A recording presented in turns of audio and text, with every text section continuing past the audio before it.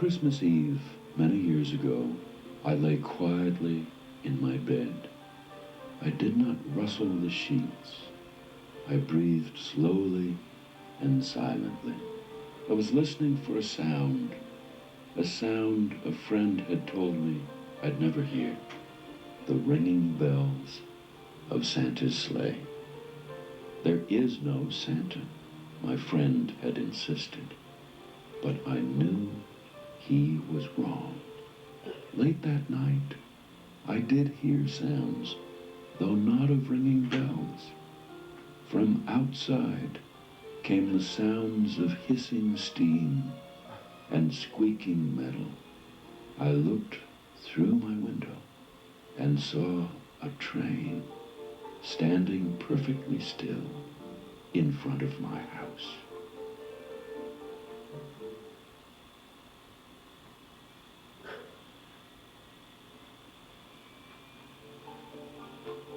It was wrapped in an apron of steam.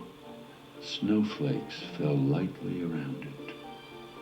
A conductor stood at the open door of one of the cars. He took a large pocket watch from his vest, then looked up at my window. I put on my slippers and robe. I tiptoed downstairs and out the door. "All aboard!" the conductor cried out. I ran up to him. "Well," he said, "are you coming?" "Where?" I asked. "Why, to the North Pole, of course," was his answer. "This is the Polar Express." I took his outstretched hand, and he pulled me aboard.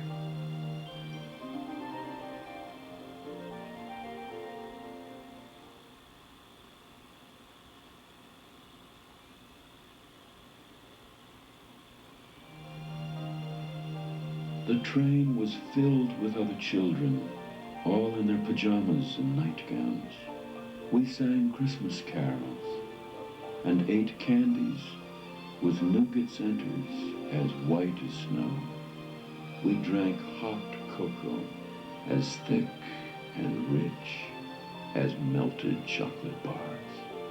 Outside, the lights of towns and villages flickered in the distance as the Polar Express raced northward.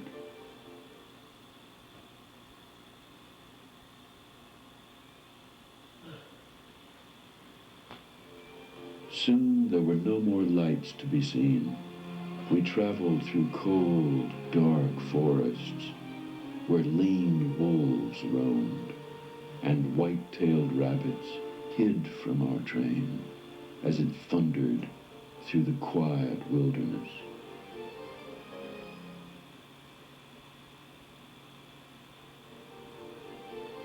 We climbed mountains so high it seemed as if we would scrape the moon. But the Polar Express never slowed down. Faster and faster we ran along, rolling over peaks and through valleys like a car on a roller coaster.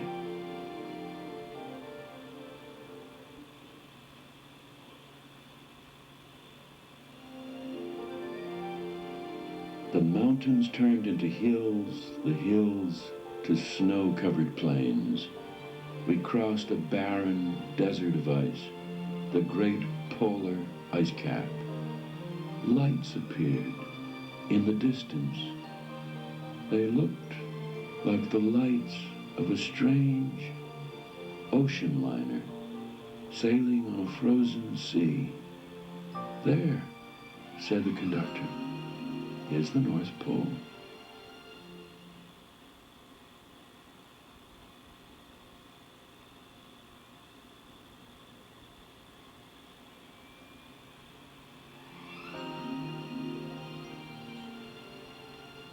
The North Pole.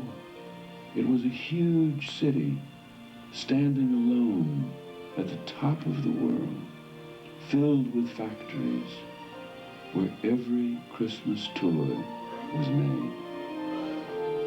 At first, we saw no elves. "They're gathering at the center of the city," the conductor told us. "That is where Santa will give the first gift of Christmas? Who receives the first gift? We all asked. The conductor answered, he will choose one of you.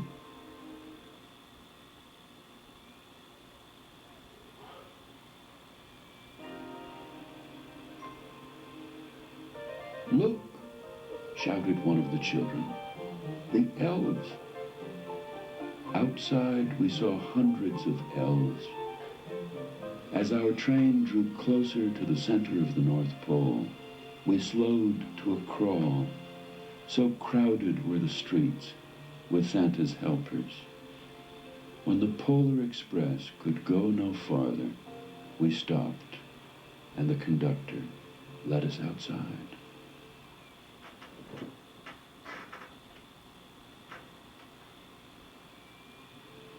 We pressed through the crowd to the edge of a large open circle. In front of us stood Santa's sleigh. The reindeer were excited. They pranced and paced, ringing the silver sleigh bells that hung from their harnesses. It was a magical sound, like nothing I'd ever heard. Across the circle, the elves moved apart, and Santa Claus appeared. The elves cheered wildly. He marched over to us and, pointing to me, said, let's have this fellow here. He jumped into his sleigh. The conductor handed me up. I sat on Santa's knee, and he asked, now, what would you like for Christmas?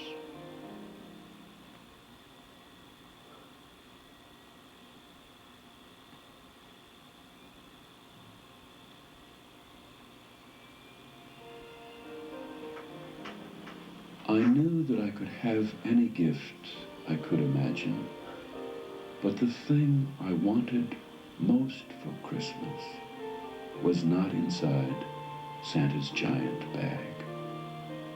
What I wanted more than anything was one silver bell from Santa's sleigh. When I asked, Santa smiled. Then he gave me a hug and told an elf to cut a bell from a reindeer's harness. The elf tossed it up to Santa. He stood holding the bell high above him and called out, the first gift of Christmas.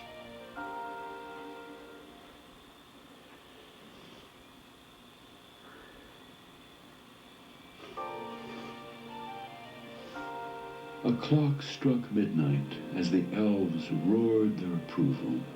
Santa handed the bell to me, and I put it in my bathrobe pocket. The conductor helped me down from the sleigh. Santa shouted out the reindeers' names and cracked his whip. His team charged forward and climbed into the air. Santa circled once above us, then disappeared in the cold, dark, polar sky.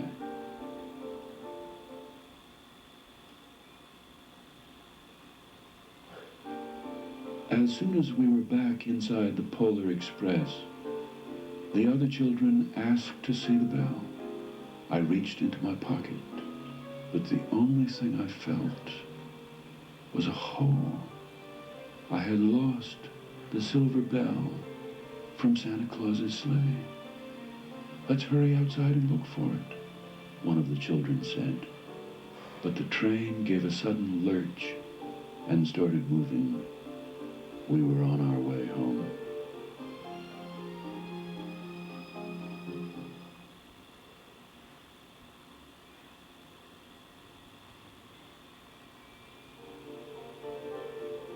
It broke my heart to lose the bell. When the train reached my house, I sadly left the other children. I stood at my doorway and waved goodbye. The conductor said something from the moving train, but I couldn't hear him. What? I yelled out. He cupped his hands around his mouth. Merry Christmas, he shouted. The Polar Express let out a loud blast from its whistle and sped away.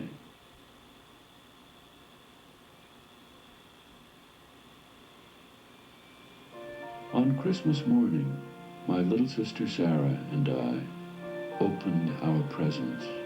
When it looked as if everything had been unwrapped, Sarah found one last small box behind the tree.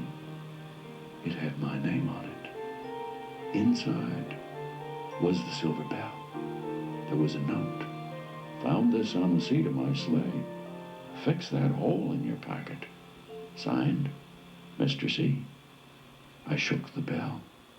It made the most beautiful sound my sister and I had ever heard. But my mother said, "Oh, that's too bad." "Yes," said my father, "it's broken." When I'd shaken the bell, my parents had not heard a sound.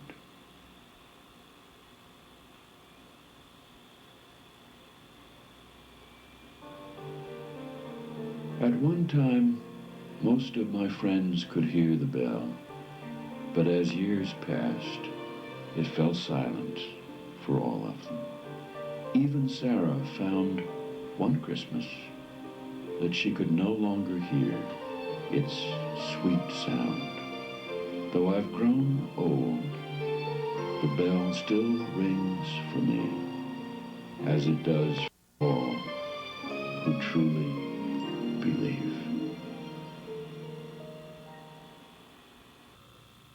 City sidewalks, busy sidewalks, dressed in holiday style. In the air there's a feeling of Christmas. Children laugh